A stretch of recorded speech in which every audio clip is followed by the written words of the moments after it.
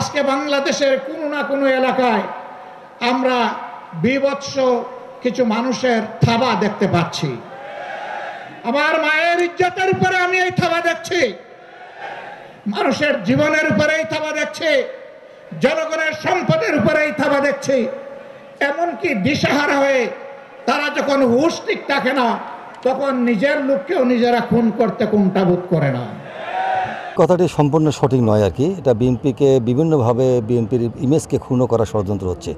আপনি দেখবেন যে একটা বিশেষ রাজনৈতিক দল তারা এদেশে নির্বাচন চায় না। গতকাল তাদের একটা জনসভায় তারা বলেছে যে নির্বাচনের পরিবেশ নাকি এখনও তৈরি হয়নি।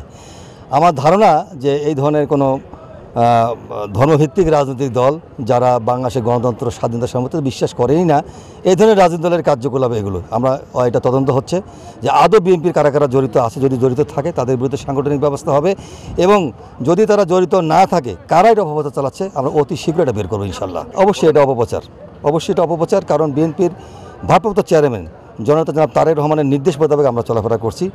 এখানে যদি আমাদের কোনো নেতা জড়িত থাকে তার বিরুদ্ধে সাংগঠনিক ব্যবস্থা হচ্ছে। আপনি জানেন যে ইতিমধ্যেই আমাদের বেশ কিছু নেতা কিন্তু বহিষ্কার হয়েছেন, এবং কেন্দ্রীয় থেকে শুরু করে তৃণমূলের ওয়ার্ড পর্যায়ের নেতাও কিন্তু বহিষ্কার হয়েছেন। অতএব এই ব্যাপারে তারেক রহমানের কঠোর অবস্থান রয়েছে। এই কারণে আমরা আরও খতিয়ে দেখছি যে আমাদেরকেও জড়িত আছে কিনা বা কারা এটাকে সাবোটাইজ করছে আমাদের বিরুদ্ধে।